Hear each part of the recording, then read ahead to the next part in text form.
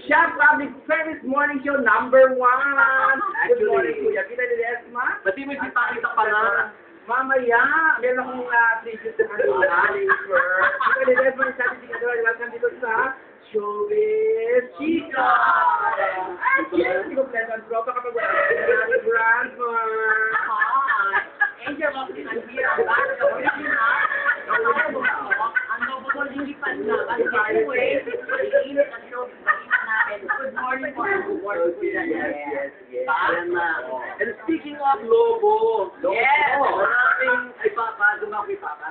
Marami ang nag-text sa akin para sabihin, bakit daw ganun? Ang nagtuturo ng routine kay Papa Paolo, Papa Piolo. Paolo, Palisteros pa na yun. Papa Piolo, bakit hindi tinuturo ng tamang pagkalalaki ang routine, di ba? Eh, bakit nga ba?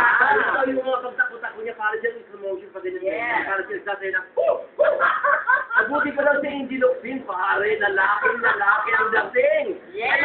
Manood kayo, Diba? tingnan nyo. Pag si Angel Locsin nagro-routine, ang galing ng takbo, lalaki ang dating, macho. At hindi pati paghawak ng barel. Yes. At kapag di Papa Piolo na macho sana ang lupa, kapawan. Eh, pag tumatakbo na, ganyan siya. Eh, bakit natin May alam? promotion pa na Yes. ba? Bakit hindi na pinaganap si Piolo Pascual ng Darna? Jezebel! Napit na! Diba? Alam mo ko si Marian Rivera, Jezebel, maganda. Walang binasbas yan kapag si Piolo Pascual ang binasbas sa Jezebel. Diba? Kumala ka na mo Ni Marian Rivera na puro makeup, si Piolo Pascual walang makeup. Ang ganda! Diba? Diba? With Martin Bunso. Sabi nga ni Chris Aquino, nung pag sila ng men's underwear, alam mo sila gaganda mo. Nagmukhang lalaki si Chris Alam Aquino. mo, mas alam sa kasako.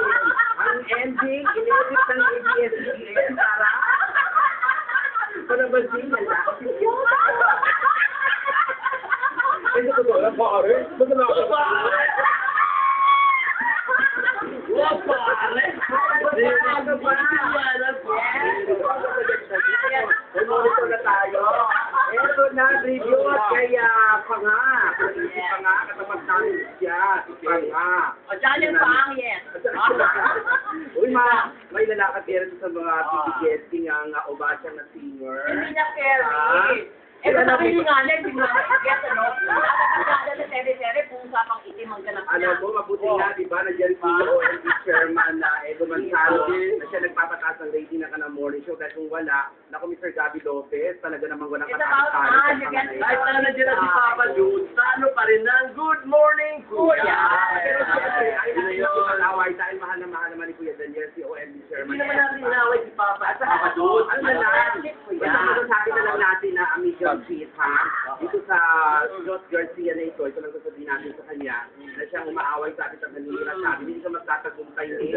Dahil sa showbiz, ang taong walang utang na loob na katulad mo ay walang mararating. Alam mo ba kung ano yung tsura ni John Garcia pag walang makeup? Maganda ka ba? Para lang sa akin na binalasan. Ay, wala kanya! Hindi kasi, Good Yes.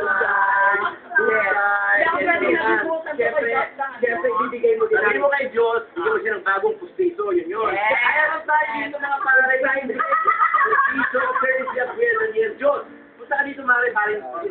Hanapin si Guillermo na kaya. Hindi ako Gideon, ba't punta ka dito, makatabuhin ang ngipin mo. kahit na namin na nawin, ito naman sa amin naman ang gagaling. Dahil siyempre, kapag sinisiraan ka, sasagutin mo din naman. Wala naman kami unang ginawa kasi ang gagawin ng mga sinasabi nito sa amin nung nasa Japan pa ito. Puro sweet messages ang pinapadala nila Eto na. sa cellphone. Alam mo, pinupuri si Lance Raymond. Lance Raymond. Good night, Kuya Daniel, di ba? We should be seeing not only the bad side of people, but the good side as well. Correct. Tingnan mo yung real publicist na nagkaroon ng problema sa kanyang papa. Yes. Doon sa, di ba na baril? Na baril. Yung